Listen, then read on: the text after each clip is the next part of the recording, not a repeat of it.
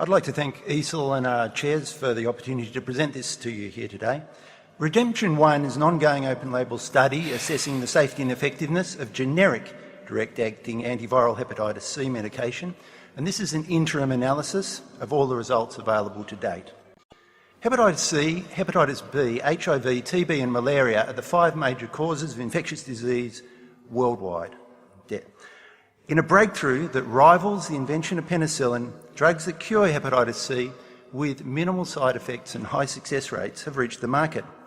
Across the world, 150 million people are infected with hepatitis C, and it causes over 500,000 deaths every year.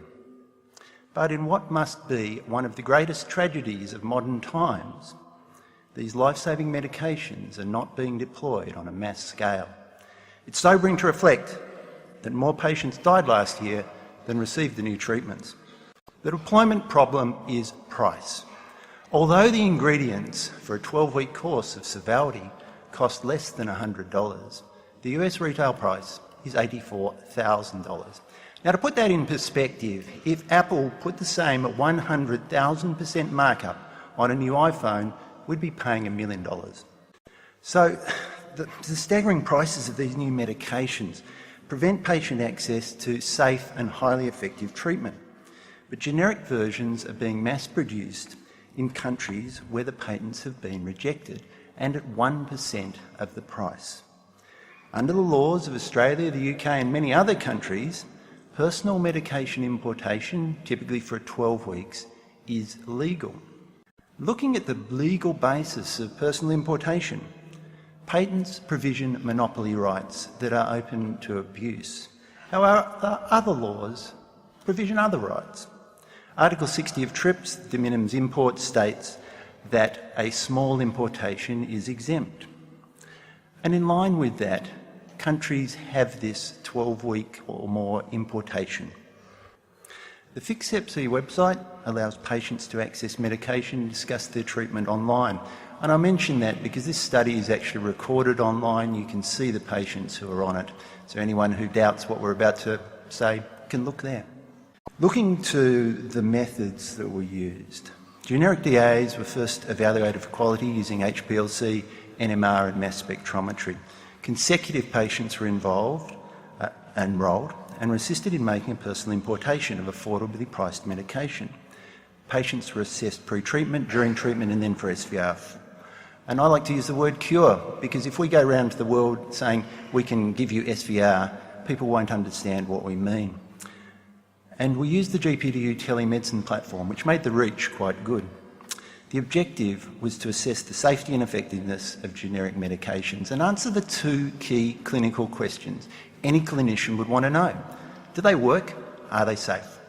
Here's a sofosbuvir NMR spectrum for interests. NMR is one of a range of techniques including high-performance liquid chromatography, mass spectrometry and X-ray crystallography that can precisely establish the nature of a chemical. There are over 400 patients worldwide enrolled, and here they are. So although the study occurred out of Australia, telemedicine allows a reach across the world.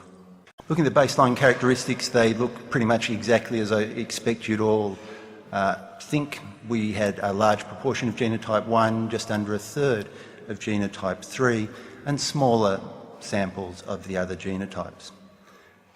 A total of 448 patients are being monitored, and if you look at the soft ladipizvir and soft decladizvir, it's a roughly 50-50 breakdown between the 2 of them, with about 10% of patients using ribavirin.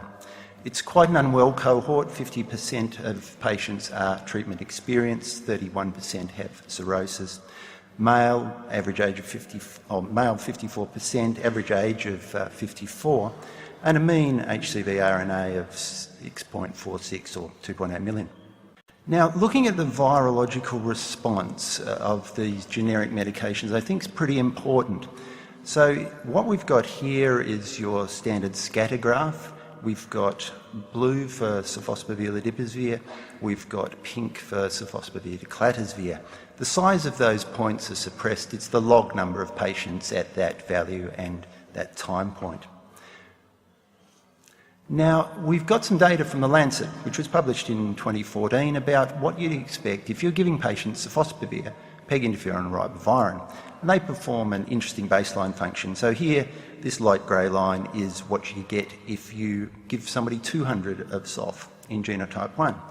Here's what you get if you give them 400, and here's what you get if you give 400 to genotype 3 patients.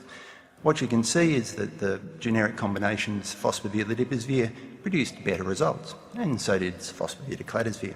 Now, Softac here is being unfairly treated because the kinetics in GT3 are worse. If we take out GT3 and just give the GT1 results, it looks like that, crosses the lower limit of quantification slightly earlier. There was one virological breakthrough in the group that we're monitoring.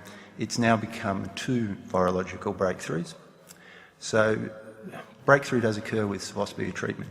This was a known S282T mutation. Last year, Ed Gain published a study about using sofosbuvir, ledipasvir and ribavirin in genotype 3, and while that's probably going to be overtaken by new medicines, it was interesting to see that that was reproduced in this study. We got 13 out of 13 treatment-naive genotype 3 patients. So Ed got 100%, which was 26 out of 26, using the combination of sof-led-riba in GT3. That's been reproduced here. Looking at the overall results, you can see we have 99.6% less than the lower limit of quantification, and that one virological breakthrough ruins the perfect score for sofosbuvir-ledipasvir. Looking overall, it's 94.4% in reasonable numbers, and there's not a lot of difference between sofosbuvir-ledipasvir, sofosbuvir-decladisvir, just taking genotype 1. Dr. Andrew Hill and his research student Anna Savage collated all the results. This is everything we know, or everything we knew about sofosbuvir-ledipasvir and sofosbuvir-decladisvir in the various genotypes. And you might notice we don't actually know a lot about genotype 2, 4, 5 or 6. But in genotype 1 and 3 we do. Now if we compare these to the overall generics results, that's what we see. So ignoring the GT2, 4, 5 and 6 populations, which are small and they haven't been enough to fail, the results in GT1 are 95% compared to the aggregated 96% and the same 90% that we see in GT3. So to me that makes the results really very comparable. In terms of patient safety, no new or unknown side effects were reported, with headache, fatigue, insomnia being the most common. 3 patients with compensated cirrhosis temporarily decompensated. On treatment initiation, they recompensated after a small period of support. 4 patients who enrolled died. They all died of HCC. 1 patient died prior to his treatment arriving. 2 withdrew early on in treatment, and 1 patient died having completed treatment but just prior to SVR4. So in this interim analysis, treatment with legally imported DAAs led to high SVR rates. And these SVR rates are very similar to those seen in the phase 3 trials of branded treatments. It leads to the suggestion that mass global treatment with generic DAAs is a feasible alternative where high prices prevent access to branded treatment.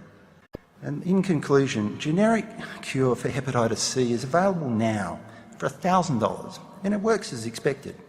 Given current production costs, $200 a patient treatment with sofosbuvir-decladisvir is possible right now, not in the future.